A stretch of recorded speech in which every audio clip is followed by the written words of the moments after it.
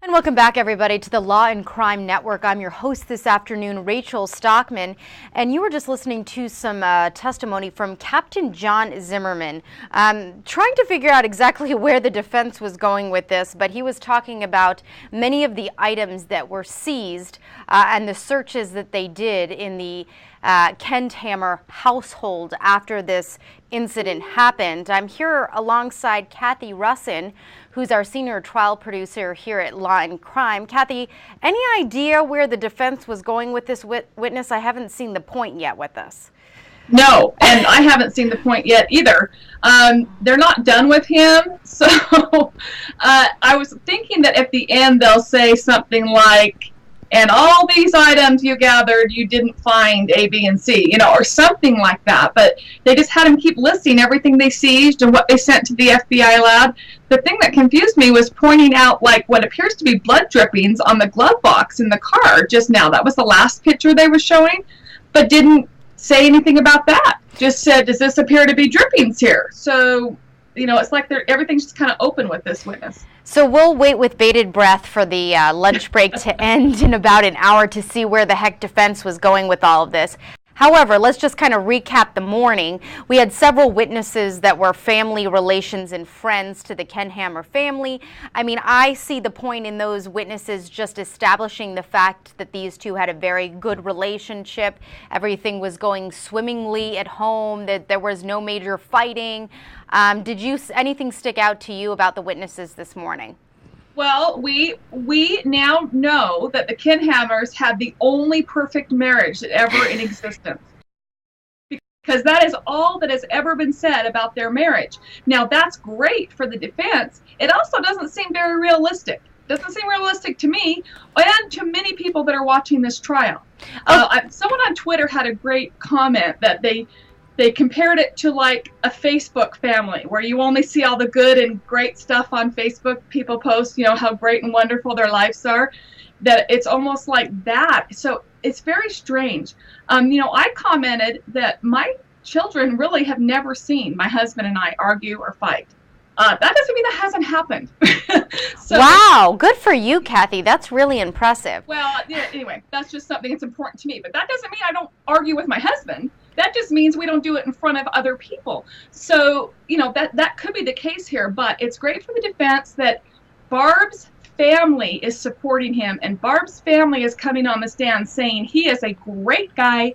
And they had a terrific marriage. Perfect. The word perfect's been used by every single defense witness. They had a perfect marriage. I also don't know how realistic it is. Well, but again, like you said, it is, I think that will weigh in the jurors' minds, the fact that it's not just his family, not just Todd's family, taking the witness stand on behalf of the defense, but also the victim's family as well, Barb's family as well. Okay. So we've had a lot of debate, Cathy, and a lot of the guests and hosts that we've had here on the Law and Crime Network really believe that there's a lot of reasonable doubt in this case, and they question whether the jurors are going to convict him. We saw Kendhammer take the stand all day pretty much yesterday, where we saw some changing stories about what happened that day, some kind of question marks that were raised in my head. What's your take on this? Is this guy guilty? We're almost here at the end of the case. Okay, look, he convicted himself when he took the stand. His testimony, it was a mess. It was all over the place. It highlighted all of his lies, basically. He says he didn't lie to the police, but it highlighted all of his inconsistent stories. His story doesn't make sense. There are so many things in this case. If I was on the jury, I could vote guilty. And I normally like to look at a trial from the defense side, and I really want the state to prove it to me, and I went into this trial exactly the same way. And now that when we ended the state's case, I could go guilty. Okay, but Cathy, a lot of these things can kind of be, what's your biggest contention in terms of what he said on the stand that really raised eyebrows for you? The fact that he couldn't really explain the injuries on one of his hands, how he couldn't really piece together the story of what happened very coherently. What stuck out to you? So he's gone off with his wife in the morning to search for a truck that he doesn't know where the truck is, doesn't know where the guy lives that owns the truck, and has never seen the truck. and he's off to search for this mysterious truck that he's going to change the windshield in. However, that's his third story, by the way. So he first told police it was Justin Heem's truck. Then he said, no, it was a guy that Justin Heem had told him about that needed their windshield. Then on the stand is the first time that we heard that he was mistaken, and he said it on the stand. I was mistaken. It was a different guy completely. That I was looking for the truck that morning. Also, they were doing that right before Barb had to be to work in the completely opposite direction. The co-workers have testified she was never, ever, ever late for work. Okay, so, Cathy, that's all suspicious. Doesn't mean he killed her. Okay, let's keep going. Okay. So, she calls her mother every single morning at 7:45 on her way to work, and and she doesn't do that this morning.